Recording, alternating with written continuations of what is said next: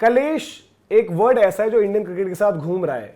अब जो है हवा ना कभी साथ चल रही होती थी गौतम गंभीर अजीत अगरकर के, कभी विपरीत चल रही है, और बहुत सारे इंस्टेंसेस आपको बताएंगे कैसे पूरा का पूरा समीकरण बदला है, बिगड़ा है। लेकिन करेंटली अब जो है ना अंडर द पंप गौतम गंभीर और अजीत अगरकर है। अजीत अगरकर की सिलेक्शंस जो है वो क्वेश्चन हो रही हैं, वो सिलेक्शंस आप कहीं ना कहीं कह सकते हैं भाई कि वहां से गौतम गंभीर द्वारा मांगी जा रही हैं। बहुत ज्यादा ऑलराउंडर्स के फोकस पर भी बात है। ऋतुराज जो एक ओपनर है, आप लिस्ट ए में जो है ओपन करते हैं उनको, वहां पर नंबर 4 टेस्ट के लिए जब वो जाते हैं, unofficial test India South Africa, जहां पर वो 4 खेल रहे थे वहां पर उनको मौका न मिलना, जब इंडिया साउथ अफ्रीका का मैच था शुभमन को चोट थी वहां पर उनको ना खिलाना। तो क्या ये प्लेयर्स रिजेक्शन के लिए काफी खिलाए जा रहे हैं? ऋषभ पंत को लेकर जो नाराजगी वाला एक मामला चल रहा है वो अलग है। अर्शदीप के साथ जो जिस तरीके से उनका यूज या मिस यूज आप कह लो, अनफेयर ट्रीटमेंट कि मतलब कि अनफेयर ट्रीटमेंट है, आप एक कहते हो कि गेंदबाज को इस्तेमाल करे, एक होता है गलत इस्तेमाल करे, वो तो अर्शदीप है तो हर जगह बचकर निकल जाते हैं। तो इन सब पर बात करेंगे। लेकिन कलेशों के बीच मीटिंगों पर क्या अपडेट है धीरज भाई? जो मीटिंगें रिव्यू वाली थी उनके तो पर्चे फट चुके हैं। अब बीसीसीआई ने बोला फिर कि भाई कि अब ये देखा जाएगा कि जो सीनियर प्लेयर्स के साथ कम्युनिकेशन गैप है उस पर हम बात कर लें। लेकिन सवाल जो है लगातार एक के बाद एक बढ़े ही जा रहे हैं। डिस्कशन को लेकर जो बात चल रही है कि विराट और गौतम गंभीर के बीच जो बातचीत ऑस्ट्रेलिया से बंद थी वो बंद ही है। रोहित शर्मा के साथ जो एक विजुअल आया है बातचीत का, वो एक एनिमेटेड डिस्कशन ड्रेसिंग रूम का, तो चल क्या रहा है ये पूरा जो ड्रामा चल रहा है, इसके क्या चीजें हैं यहाँ पर? यार जब गौतम गंभीर साहब एज कोच आए थे तो उनकी जो शुरुआती कुछ शब्द थे वो ऐसे ही थे कि हैप्पी ड्रेसिंग रूम। हाँ। फिर उन्होंने एक बात कही थी कि यार ड्रेसिंग रूम हैप्पी तब होता है जब एक ट्रस्ट वाला चीज होती है। अब जब से वो कोच बने हैं, सबसे पहली बात तो यार देखो जो आपने बात उठाई कि चल क्या रहा है, मीटिंग पे मीटिंग, और इन दोनों के बीच कैसे चीजें, क्योंकि यार आमतौर पे हमने क्रिकेट, इंडियन क्रिकेट बहुत लंबे टाइम से देख रहे हैं, बट आप कभी ये सुनते थे कि यार इनके बीच ना कुछ चल रहा है। जैसे रोहित विराट के बीच था, ये सबको पता है, 2019 वर्ल्ड कप 3 खेमे बटे थे, इवन एक धोनी का खेमा भी था। पर धोनी का खेमा ये था कि यार जो इधर को पसंद नहीं करता इधर नहीं, और जो कलेश में नहीं रहना चाहता वो इधर आ जाओ, क्योंकि उनका जाने का वक्त था।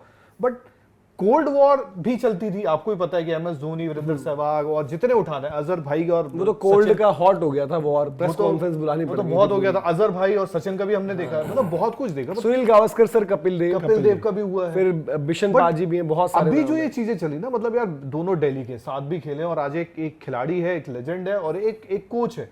अब इनके बीच जो चल रहा है, और क्यों ना हो, मेरा वो वाली बात है जो आप ये बोल रहे हैं, मीटिंग हो रही है, इनके बीच समझौता कराओ, कैसे होगा समझौता? मुझे एक बात बता दो। सबसे पहले अभी जो बात उठ रही है विजय हजारे ट्रॉफी की, विजय हजारे ट्रॉफी की जो आप बात उठा रहे हो, और मैं आपसे बात पूछता हूं, आपने बोला रोहित विराट आप जाओ रणजी खेलने, गए थे ये दोनों? गए थे। वहां जाके उन्होंने प्रैक्टिस की थी। विराट ने दिल्ली आके प्रैक्टिस की थी। जो उनके दिल्ली के कोच है सरनदीप जी, उनसे बोला था कि मैं तैयारी कर रहा हूं, मैं जाऊंगा।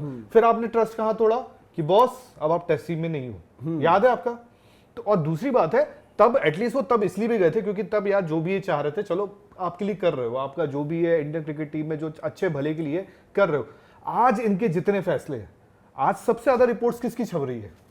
इन्हीं की छप रही है। इनके अगेंस्ट वाली ज्यादा छप रही है। क्यों छप रही है? क्योंकि अब ना लोगों माहौल बदल गया। क्योंकि अब ऑब्वियस सी बात है, T20 का कोच टेस्ट की ऐसी तैसी कर रहा है। हाँ। एक सिलेक्टर है जो ऐसा लग रहा है कि वो चीफ सिलेक्टर नहीं, चीफ मिनिस्टर है।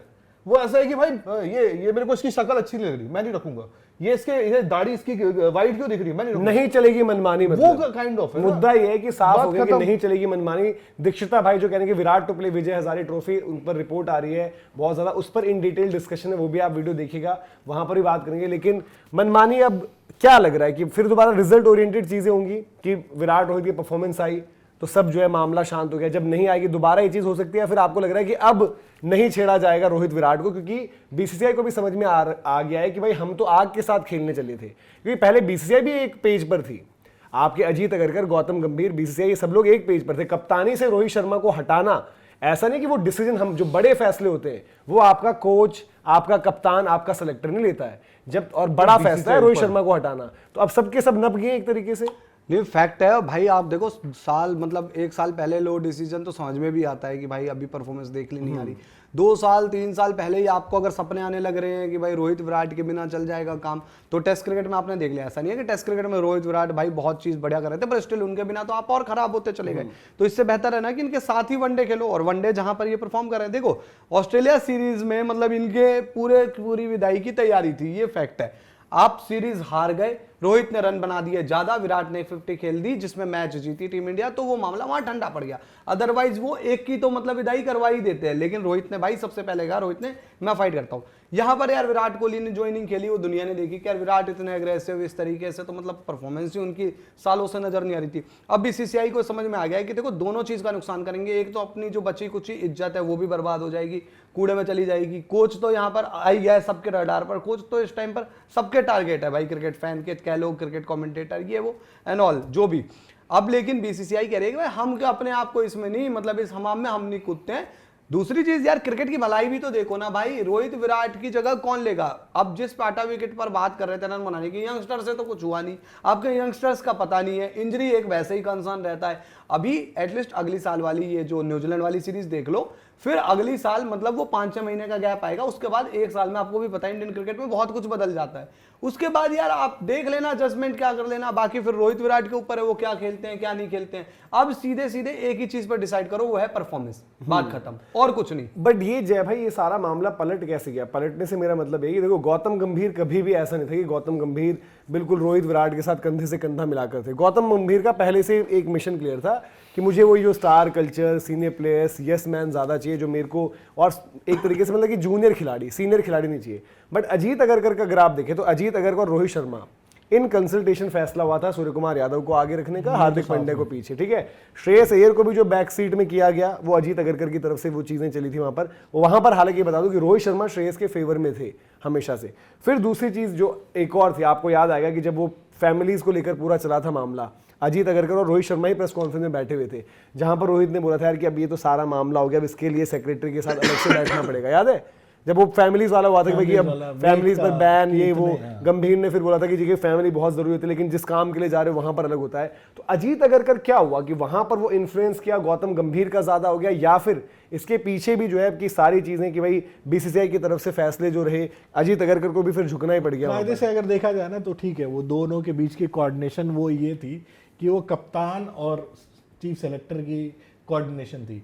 वहां जैसे ही भाई पावर तो आपने छीन ही ली ना, कप्तान से कप्तानी छीन लिया आपने, और पावर आपने कहा कि भाई अब आपको कोऑर्डिनेशन बैठाना है गौतम गंभीर के साथ, और गौतम गंभीर और अगरकर के फैसले वो रहे जो रोहित शर्मा जिनको एक्सेप्ट नहीं कर रहे थे शायद, और इसी वजह से आपको देखने को मिला कि भाई दोनों के बीच में वो मनमुटाव भी हो गया। नहीं तो खिलाड़ी के तौर पे हमेशा मतलब ये बात तो रही थी ना कि इन दोनों की कोऑर्डिनेशन है, ये दोनों एक साथ फैसले ले रहे, चलो ठीक है कुछ फैसले इधर उधर हो जाते थे बट उतना चलता है, उतना आप अग्री करते हो, बट यहाँ पूरी तरह से फैसले। और जो बात रही कि भाई इन तीनों के बीच में विराट कोहली, रोहित शर्मा और गौतम गंभीर कभी भी ये बेस्ट फ्रेंड तो नहीं थे, बट रोहित शर्मा के लिए मतलब आपके गौतम गंभीर हमेशा तारीफ करते थे कि ये वो प्लेयर है जो टेस्ट क्रिकेट खेलना चाहिए। तब उनका इशू सिर्फ विराट के साथ रहता था ना। हाँ, टेस्ट क्रिकेट से सबसे पहले पत्ता आपने साफ करवाया रोहित शर्मा का। आपने कहा कि ये हर फॉर्मेट में कप्तान रहना चाहिए, कप्तानी इससे कैसे ले सकते हो, आपने ओडीआई से कप्तानी छीन ली। तो वही सारी चीज़ है कि पहले की बातें और अब की बातों में ज़मीन आसमान का फ़र्क है, और इसी वजह से शायद जो ये सीनियर खिलाड़ी है वो एक्सेप्ट नहीं कर पा रहे हैं कि भाई तुम तो बातें कुछ और करते थे, अब कुछ और कर रहे हो।